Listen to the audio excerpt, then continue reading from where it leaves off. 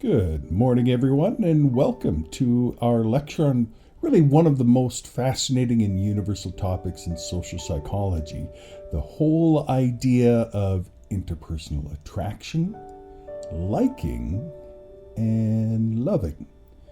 My name is Dr. Neil Soggie, and I am your instructor for this course. Today we'll dive into how and why we are drawn to certain people and the various psychological factors that contribute to relationships. And whether that be friendships or romantic partnerships or even short-term connections. Now, social psychologists have long studied the elements of attraction and the ways relationships influence our lives and our well-being and our sense of self. And this research is not only vital to understanding personal relationships, but also has broader applications, including things like holding groups together, social cohesion, or workplace dynamics, having the craziness at work, or having an enjoyable place at work, and even cross-cultural relationships. And as we go through this lecture, I want to encourage you to just think about your own experiences with attraction and relationships, and really kind of consider what drew you to your close friends or your loved ones, and how your connections may be influenced by the theories that we're going to discuss today. And just keep that whole idea of interpersonal attraction in mind, because it is something that is really very complex and multidimensional, and it really can vary quite a bit across cultures. So just be mindful of all of that. Now, as always, in today's lecture, I will have a little story about someone. And then we'll dive into three main themes for this lecture. The first one being factors of interpersonal attraction, where we'll explore some of the fundamental factors that influence attraction, such as proximity, similarity, physical attractiveness, and reciprocal liking. And we'll discuss some rather classic studies that reveal why we tend to be drawn to certain individuals over others. We'll then move into some different theories of love and relationship development. And we'll examine foundational theories, that things like Sternberg's triangular theory of love, the idea of attachment theory of love, and hopefully we'll understand how these models can shed some light on the different types of love that exist, such as romantic love, eros, or companion love, philos, or passionate love, or playful love, and even motherly love, storge, and how all of these develop over time. And then we'll end with social and cultural influences on attraction and relationships, because there are some social and cultural factors that do shape our perception of attraction and relationship ideals. And so we'll look at a little bit of what are some cultural norms and values that impact relationship formation, and how, maybe how things like media or social media and social media expectations influence how we view relationships.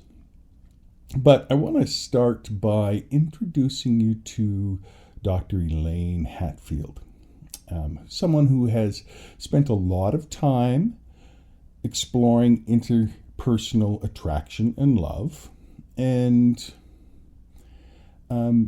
particularly in this social psychology area, and specifically kind of focusing in on romantic attraction and love and the dynamics of relationships. Now, Dr. Hatfield was born in 1937, and she completed her undergraduate degree at Stanford University and went on to specialize in clinical and social psychology, and solidified her interest in the field of attraction and emotional connections, where she has spent most of her career, mostly at the University of Wisconsin as well as the University of Hawaii. And she has contributed some great insights into basically passion and compassionate love, and looked at some of the social foundations there. So for Dr. Hatfield, passionate love is an intense, arousing, and often a kind of love that is characterized by things like infatuation. When you get that feeling to be close to someone and wanting to be close to someone, that is passionate love. But that's a different kind of love, she would say, than companion love, which is based on deep affection and deep trust and mutual respect. And this is something that typically develops over time in long-term relationships. And so her work has helped us kind of clarify these two forms of love that can coexist and evolve and reflect different stages and different qualities in what we would call the overall picture of romantic relationships. Passionate love is kind of a short-term thing. Companion love is a long-term thing. And how these things kind of change and develop kind of defines basically, when someone is falling in and out of love, what does that mean? Well, that's more passionate love rather than companion love, that kind of thing. And Dr. Hatfield's research has also looked at physical attractiveness and aspects of emotional and physiological aspects of love, and the role of culture in shaping romantic expectations. And she's done a lot of collaborative work with people in developing something known as the passionate love scale, which is a fairly widely used instrument that measures different aspects of romantic attraction and love. And so Dr. Hatfield's contributions have had a lasting impact on social psychology, because she's been providing a scientific framework for understanding very complex emotional bonds and giving us kind of the language that we need and the tools that we need in order to understand this in a very rigorous and empirical way. Normally people just kind of go by the feelings and have very broad words for love, but love is many different things. So helping us as researchers, to be able to parse those things out, it goes a long way to helping the field and helping us to better understand all the types of things that go into human relationships. And so I just want you to kind of be mindful of the work of Dr. Elaine Hatfield and her legacy in helping us to understand the psychology of human relationships when it comes to attraction. Now, let's take a little bit of time and dive into our first theme by looking at the laws of attraction. There are two foundational factors in interpersonal attraction. The first one is proximity, and the second one is familiarity. And research shows that the likelihood of forming a connection with someone increases significantly based on how physically close they are to us and how frequently we interact with them. So the first one is proximity, or physical closeness. That's one of the most powerful predictors of attraction. And this concept is best exemplified in the mere exposure effect. The idea of, if you spend time with people, that you start to become attracted to them. It's a phenomenon where people tend to develop a preference for things merely because they are exposed to them repeatedly. Basically, it's the idea that mammals are creatures of habit. We are a mammal. We begin to like things that form a habit. So if we are familiar with something, we become comfortable with it, we begin to like it, and that's basically it. Now, there's a classical study, such as Leon Fessinger's studies in the 1950s, where researchers observed that students in dormitories were more likely to form friendships with those living nearby. And the findings suggested that physical proximity increases the likelihood of interactions, making it easier to form friendships and romantic relationships. Now, why does proximity work? Well, it's basically the idea is that proximity makes regular casual interactions more likely, which can then create opportunities for deeper connections. So being frequently exposed to someone can create a sense of familiarity, which often leads to feelings of comfort and of safety. And these are the kinds of factors that foster attraction. We want to feel safe. We want to feel comfortable. Therefore, if we're around people that make us feel safe and comfortable, we will want to stay with them. And closely linked to proximity is the whole concept of familiarity, which often influences attraction through its repeated exposure. So when we repeatedly encounter someone, they become familiar, and familiarity breeds liking. Contrary to the famous saying where familiarity breeds contempt, familiarity actually breeds liking someone. If, of course, they make us feel safe and comfortable. And this effect can occur even if we don't consciously recognize the person. We may still feel more positive toward them compared to someone we've never seen before. So, for example, there's a study from 1960 that demonstrated this with images. So participants reported greater liking for faces that they saw repeatedly, even when they couldn't recall having seen them before. And so this whole idea suggests that familiarity can foster attraction without our conscious awareness. So proximity and familiarity, these are things that have real life implications when it comes to attraction.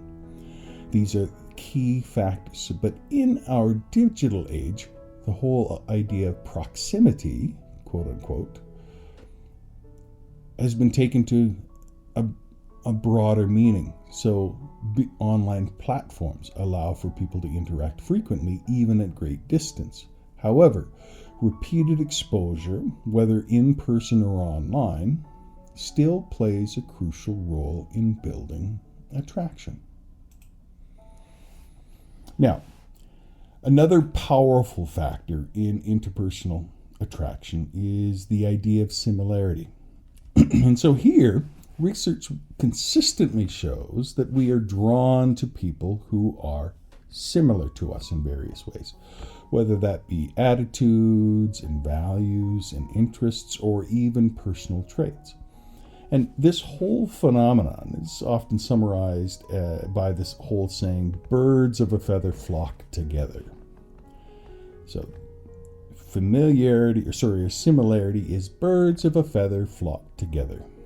And people often find those who share these similar beliefs and lifestyles more attractive. The similarity attraction effect, we could call this, really suggests that we are more likely to feel comfortable and validated around people who mirror our own views of the world.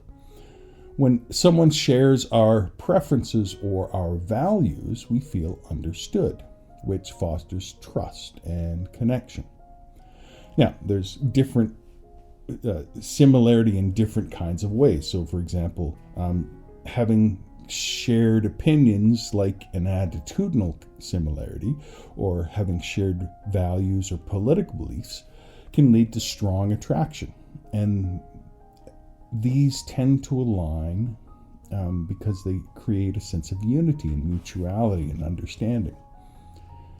Then there is a personality attraction. So while opposites may attract in certain cases, studies show that people with similar personality traits tend to have long-lasting and more harmonious relationships. So shared personality traits such as openness or extroversion can create a natural rhythm in interaction. And also, things like having similar hobbies or interests offer opportunities for shared activities, which help build deeper connections and reinforce attraction.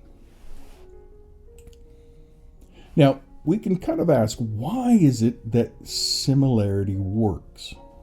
And the idea is when someone shares your viewpoint, it validates your beliefs. It makes you feel secure in your perspective. It's all about making you feel safe and kind of reducing that underlying anxiety that we all live with. And this alignment reduces the potential for conflict as well. And people who are similar are often more predictable, which can create a sense of safety and stability in the relationship. And similarity in background or in interests can also lead to easier and more fluid communication because you have shared references. You understand each other when you get little inside jokes. You have shared experiences which help you to relate to each other. Now, there is something called the Newcomb study from the 1960s, which showed that college students randomly assigned to share living spaces were more likely to develop friendships with those who shared similar attitudes. And this is kind of one of those classic studies that underscores how similarity fosters liking, even when individuals are not previously acquainted. Now, if we kind of take this into the real world, similarity is a pretty good predictor for development of friendships as well as romantic relationships. Now, in online dating, for instance, people are more likely to quote-unquote match if those who report similar interests or values. But there's also a little bit of research that a little bit of novelty and some little differences can add some nice little surprises, some excitement to the relationship. But overall, having a lot of similarity is a nice, easy base for a relationship. That's kind of what I'm getting at with this. Now, of course, there's the idea of physical attractiveness. That's one of the most really well researched and impactful factors in interpersonal relationships. And there's tons of studies that indicate that people tend to prefer and are often drawn to those who are physically appealing, regardless of what their personality is like or what other qualities they have. And this phenomenon can be pretty powerful. Because physical appearance has that initial attraction. And so it's a first filter in attraction. It's kind of an evolutionary way of indicating things like health and fertility and genetic fitness for a potential mate. And this kind of goes beyond all of the other social and personality and cultural norms. And so what you get is, because we are, as human beings, really quite primitive beings in many ways, and so what you get is this idea of a halo effect, which is kind of a cognitive bias, where we miss a lot of the negative things with attractive people because of the power of the physical attraction. So we might ignore their horrible personality or their rudeness or whatever else because of this magical halo of attractiveness that goes along with it. And so there's a willingness to give up a lot of other things. And there's also a willingness to approach someone initially and to try to form connections. So, for example, research has shown that attractive individuals are more likely to be viewed positively, more likely to be hired for jobs, or even judged more leniently in court because of this whole idea of the halo effect that goes on within people. And the kinds of things that make up attraction are, for example, a symmetrical face is often considered more attractive, and because symmetry indicates genetic health and an absence of developmental issues. People that are just quote unquote average. Now, if you kind of take a composite image of thousands and thousands of people, the average physical facial qualities of that would be very attractive to people because the averageness is thought to reflect genetic diversity, which is advantageous for health. There's also some cultural factors that play a major role in defining beauty standards. For example, body shape. Preferences vary widely across cultures and are influenced by factors such as media and exposure and social norms. It's also a classic study by Walster from, again, the 1960s called the Computer Dance Study.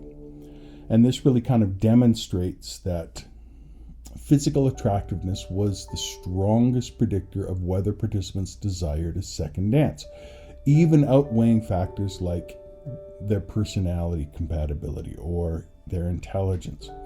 And these findings emphasize that particularly in initial encounters, physical appearance can heavily influence attraction. Now, while physical attractiveness is influential in the initial attraction, it does become less significant over time because relationships deepen and other qualities begin to matter more, like compatibility and emotional connection become far more important than appearance.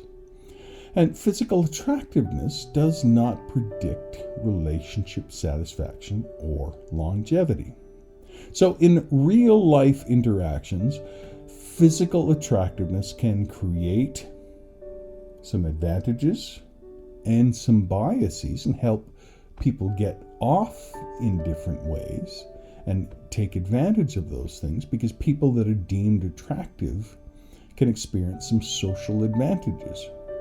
But they also are going to face some challenges because people aren't that interested in what is underneath.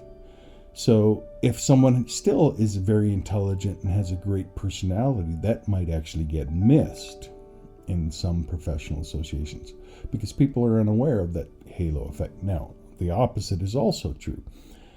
Someone who's a complete jerk and not very intelligent but is attractive can have more success than they would be otherwise. So just need to kind of keep the idea of physical attractiveness in mind, and that it is an important part of human relationships. Now, here's the next thing that's important to remember. What I do for you and what you do for me, that's called reciprocity. That is a very important part of human relationships. It isn't just what I get from the other person, but what I give back to the other person. They fulfill my needs, I fulfill their needs. And my needs might be very different from their needs. So that is an important thing to explore and discuss in order to have a fulfilling relationship. And so reciprocity is something very important. Reciprocity is the mutual exchange of liking and affection. And reciprocity builds attraction by fostering a sense of validation and positive reinforcement. When someone expresses interest in us, It often boosts our self-esteem and leads us to reciprocate that interest. And this establishes a feedback loop of mutual attraction. And this phenomenon is particularly important in the early stages of a relationship, where even subtle cues of interest can significantly influence our level of attraction. Now, there's a few things that go into this. First off, sharing a little bit about yourself. If you are constantly holding back and withholding yourself from the other person, well, they're not going to feel very close to you, and you're not going to feel close to them. So it's something that you need to kind of be mindful of. When someone shares personal thoughts or experiences with us, it creates a sense of closeness and trust, which can make us more likely to reciprocate by sharing in return. And this exchange can enhance feelings of intimacy and attraction. There's that whole idea of positive reinforcement. You give someone compliments or affirmations. They give us some back. We encourage each other. That develops a favorable view of the person giving into that relationship. And that helps to lower the guard. Knowing someone likes us can reduce feelings of vulnerability and social anxiety, making us more open to forming connections. So the whole idea of reciprocity has been really kind of supported by a lot of studies. For example, Aronson and Linder did a study where participants were more attracted to someone who initially disliked them, but gradually expressed positive feelings, compared to someone who liked them consistently. And this is interesting because the whole idea here is the gain-loss theory of attraction, which suggests that knowing someone's positive feelings towards us, especially when they're earned over time, can intensify our attraction to them. Now, there's different types of reciprocity. There's immediate reciprocity, which is when people respond to each other's positive cues in real time, like smiling back or mirroring their body language, which really kind of reinforces immediate connection. Then there's delayed reciprocity, and because in some cases, people may take some time to warm up to someone, to reciprocate feelings, often as they gradually build trust or overcome initial hesitations. And this can create a very slow burn attraction that deepens with time. And then there's perceived reciprocity, because sometimes simply believing that someone likes us, even without direct evidence, can lead to increased attraction. And this self-fulfilling prophecy can cause us to act more warmly, which can make the other person genuinely like us in return. So overall, we can kind of think of reciprocity as this wide-reaching implication of relationships, from friendships to romance to professional connections. So just be aware of the importance of reciprocating positive feelings when you're encouraging healthy and balanced relationships, as well as when you're helping people navigate social interactions more confidently. Now, in understanding attraction and the development of relationships, it's always important to consider attachment.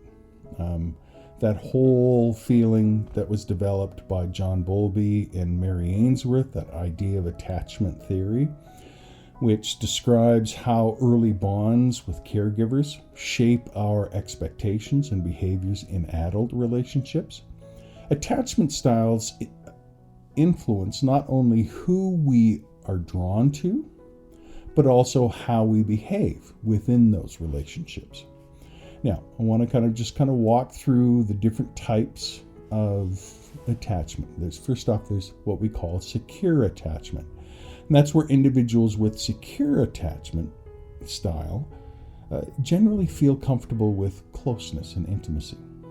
They tend to have a positive view of themselves and others, which fosters trusting and stable relationships. So securely attached people often form healthy, supportive relationships and are typically attracted to others who share similar stability. Now, there's another type of attachment called, there's people with what we call anxious preoccupied style. And these often desire a high level of closeness because they feel insecure or they fear rejection. And they can be intensely focused on their relationship, seeking reassurance and validation. And this attachment style often leads to attraction towards partners who provide some consistent attention, though they may sometimes be drawn to avoidant individuals, which can create some tension. Then there is individuals with dismissive, avoidant style that tend to prioritize the idea of independence and may avoid emotional closeness.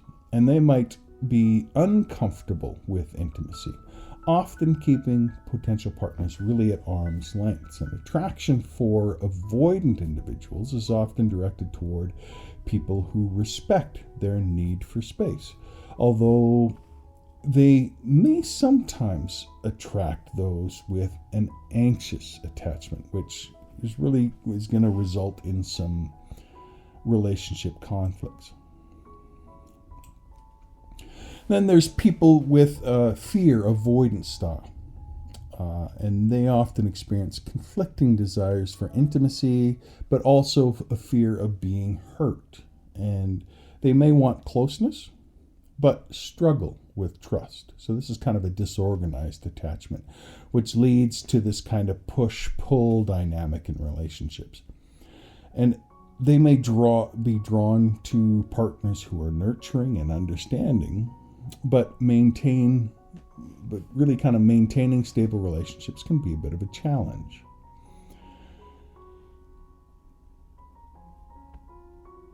Now, when we look at these, securely attached people are often attracted to securely attached other individuals, and this creates a very stable and mutually satisfying relationship. Anxious, preoccupied people may be drawn to people who seem emotionally available, but can sometimes fall into patterns of being attracted to avoidant partners, creating kind of a cycle of craving closeness and experiencing withdrawal. And avoidant individuals may seek relationships that allow for independence and may be less interested in a highly dependent partner. So that's just a little bit of insight into the role of attachment. Attachment, it is something that happens, our attachment style is something that happens very early on in life, but it is something that does carry through. It kind of forms the foundation of what we expect in relationships and our style. So we just kind of need to be mindful of that, particularly if we're working with people in relationships. Always keeping their initial attachment style in mind will help us to understand what's going on in that relationship, whether that be our relationship or say we're counseling clients, what they may be dealing with as well. Now, I want to kind of also take a little bit of time to understand the whole idea of social exchange theory, because this is something that was proposed by a sociologist by the name of George Homans. And it was later extended on a fellow by the name of Harold Kelly. And this really kind of suggests that relationships are based upon a kind of a cost-benefit analysis, which might seem cold, but there's a bit of an economy to relationships, that people want to maximize their rewards and minimize their costs. And so the whole idea of the social exchange theory is that people evaluate relationships by comparing the rewards, what's a companionship, what is the emotional support versus the costs, which are things like emotional energy and time that they experience. And this cost-benefit analysis shapes whether a person feels satisfied and committed to a relationship. So when benefits such as emotional fulfillment and support are greater than the challenges, individuals are more likely to be satisfied. And the idea of comparison analysis is the idea where a person's standard or expectation of what they think they deserve in a relationship based upon their past experiences or societal norms. And then there's the idea of equity theory, which is kind of a bit of an offshoot of social exchange theory. And equity theory was developed by J. Stacy Adams and kind of builds on this whole idea by emphasizing the idea of having a fair relationship. Now, according to this theory, people feel most satisfied in relationships when the ratio of reward to cost is perceived as fair. If there's an inequity, whether feeling over-benefited or under-benefited, can lead to dissatisfaction and tension. So partners who perceive their relationship as balanced are more likely to experience stability and long-term satisfaction. Now, research does support the idea of social exchange theory. Thibault and Kelly's research, for example, have found that individuals with high comparison levels for alternatives are less likely to remain in unsatisfying relationships. Basically, if the grass looks greener everywhere else, they're not going to stay in the relationship. They're going to go to the other side. And that kind of brings us to the whole idea of the lasting of relationships based upon this whole economy of relationships. When people perceive very high rewards and few costs, they're more likely to remain committed to their partner. If individuals perceive that costs outweigh rewards or that better alternatives exist, they may end the relationship. So partners may engage in behaviors that increase perceived rewards, such as acts of kindness and expression of appreciation, in order to maintain that relationship satisfaction. Very simple thing to keep in mind, that there is in people's minds this accounting that does go on. And so in maintaining a healthy relationship, it's important for you to be aware of this and to be aware of this for your partner so that you can keep things fair and keep a positive account. Not for blaming, but this is intended to be as a way of helping to maintain positive social and important relationships. Now, let's think in terms of the different aspects of evolution and how this plays into attraction. There's a lot of researchers, but one that really comes to mind is David Buss, who has looked at mating preferences and strategies from an evolutionary point of view. Because evolutionary theory posits that individuals are naturally inclined to choose mates that are likely to enhance their reproductive success. So traits like signals of health, fertility, and genetic fitness, such as physical symmetry and vitality, are really kind of considered to be universal. And so there's something that a researcher by the name of Robert Trivers suggested called the parent investment theory, that really suggests that different levels of investment in offspring by males and females leads to different mating strategies. Now, in species where females invest more, so like they're pregnant, in humans, they're pregnant for a long time and then they are in the child ring, they tend to be more selective in choosing mates. often prioritizing partners who demonstrate resources or traits beneficial for offspring survival. Males, on the other hand, are typically low initial investment creatures, and so they may prioritize traits associated with fertility and reproductive potential. So that, according to evolutionary psychologists, suggests that both men and women may differ in their preferences depending upon of long or short-term mating strategies, depending upon whether they're seeking a long or short-term relationship. In long-term contexts, qualities such as loyalty, kindness, and resourcefulness are valued, while in short-term contexts, physical attraction, signs of good genes are going to take precedence. So, if you are looking for long-term relationships, basically, be loyal, be kind, be resourceful, and don't dress up. And you're going to weed out a lot of people. If you are looking for short-term relationships, then you don't need to prioritize loyalty, kindness, and resources, although it's always good to, but prioritize physical attractiveness. Pretty simple. And there's a lot of research like that fellow that I mentioned, David Buss.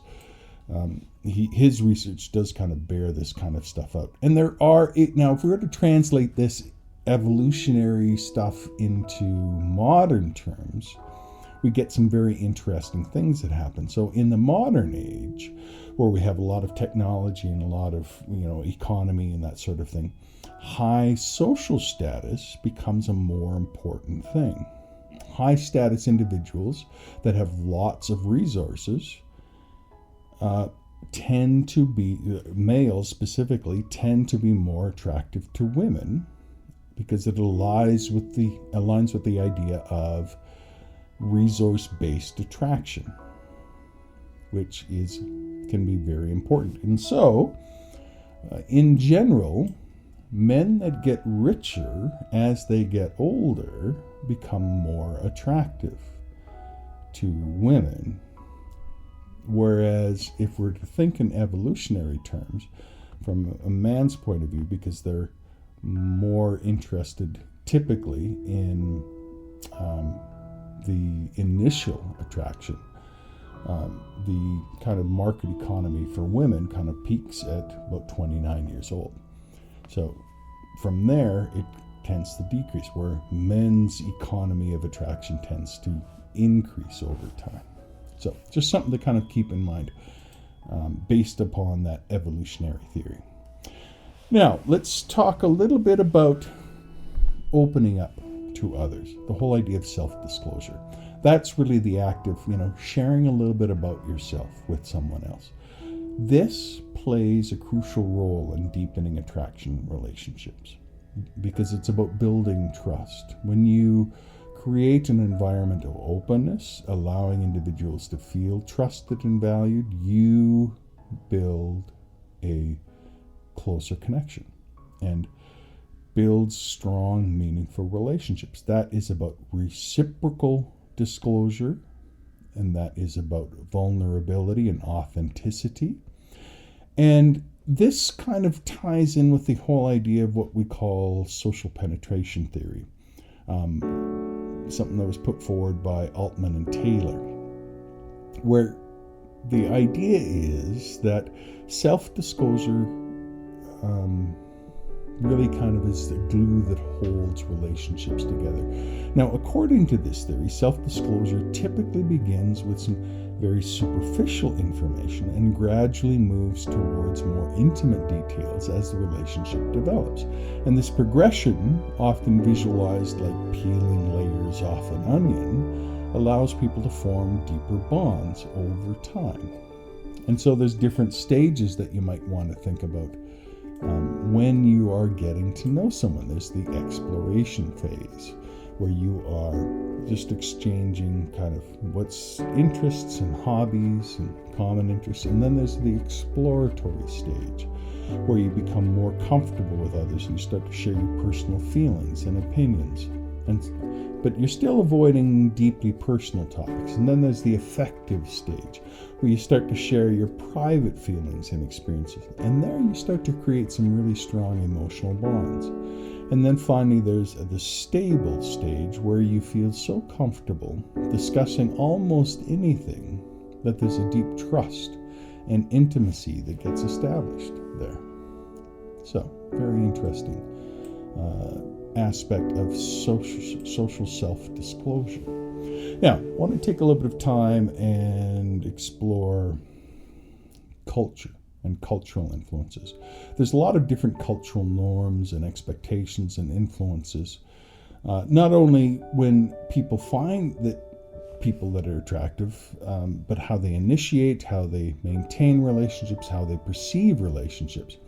And you can kind of think of, in an individualistic culture like Western Europe or the United States, people often prioritize personal choice and autonomy and self-expression in relationships. So attraction tends to be based on individual preferences and personal fulfillment. But this is in a bit of a contrast to cultures that have a stronger legacy of collective cultures like East Asia or Latin America, where family expectations and social harmony and duty to the group is very important. Then there's the idea of romantic love.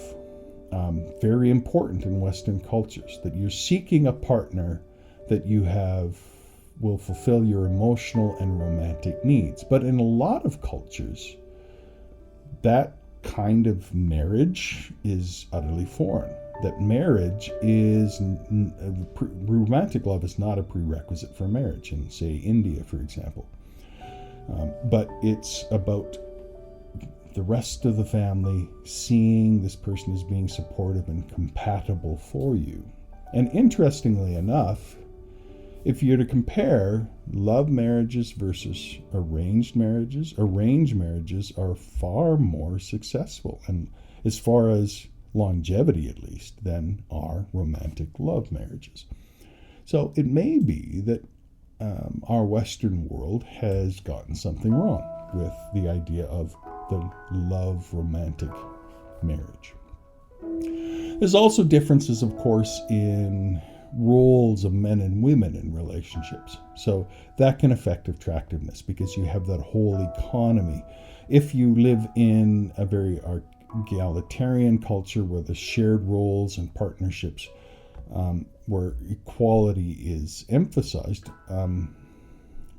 there might be a different economy of attraction than there would be in a traditional culture where, say, for example, the man is expected to provide financially and the woman is expected to provide the caretaker role.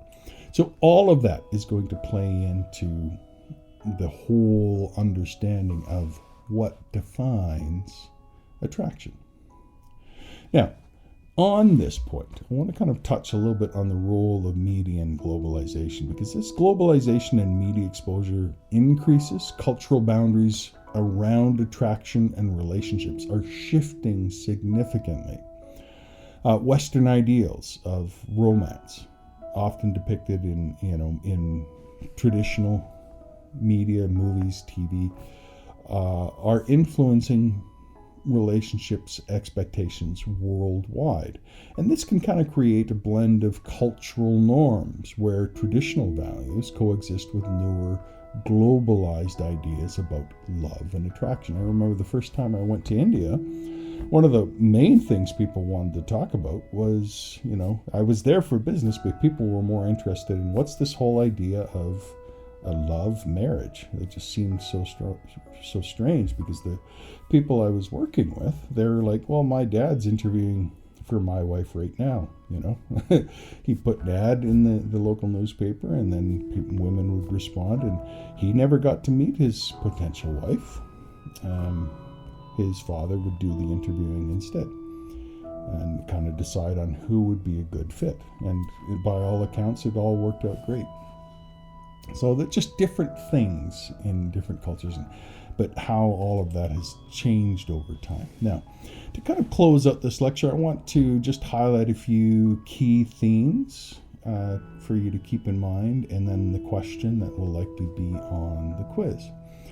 First key term is the whole idea of the mere exposure effect. And this is a phenomenon that suggests that repeated exposure to a person or a stimulus increases our liking of it. So basically, familiarity developed through proximity and frequent interaction fosters attraction as people become more comfortable and at ease with those that they see regularly. So that's the idea of mere exposure effect.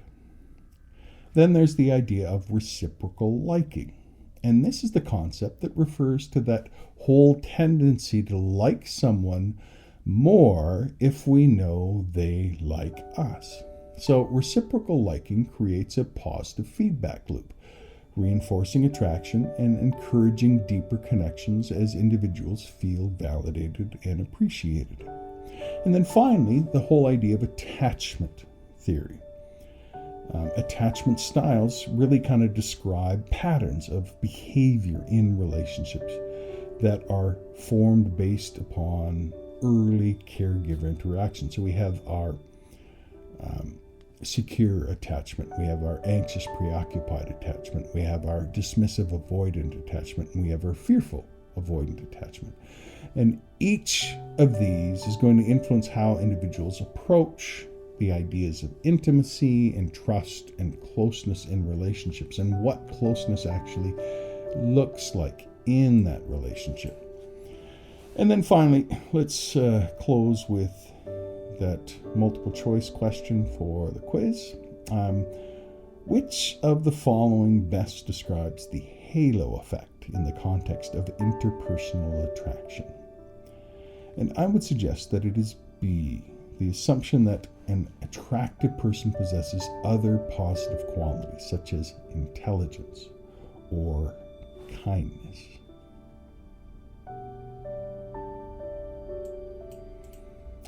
Now, as we kind of close out our lecture here on interpersonal attraction and the whole idea of liking and loving someone else, I really kind of hope that you've gained some insight into, really what goes into this kind of relationship of building connections with others. There are some basic, simple foundations like proximity and similarity and physical attractiveness. And then there's some deeper concepts like attachment style and self-disclosure, as well as cultural influence. And all of these help us to understand why it is that we draw ourselves to certain individuals. And what I want you to do as we kind of close out here is reflect upon these ideas. How do they connect to your life? And what I would encourage you to do is to kind of go back through this lecture and make a little map of how each of these key concepts can be seen in your life. And if you do that, I think you're going to have a very important picture that will help you to understand and remember how you function for the rest of your life. Hope you enjoyed this lecture. You take care, and I'll see you next week. Bye-bye.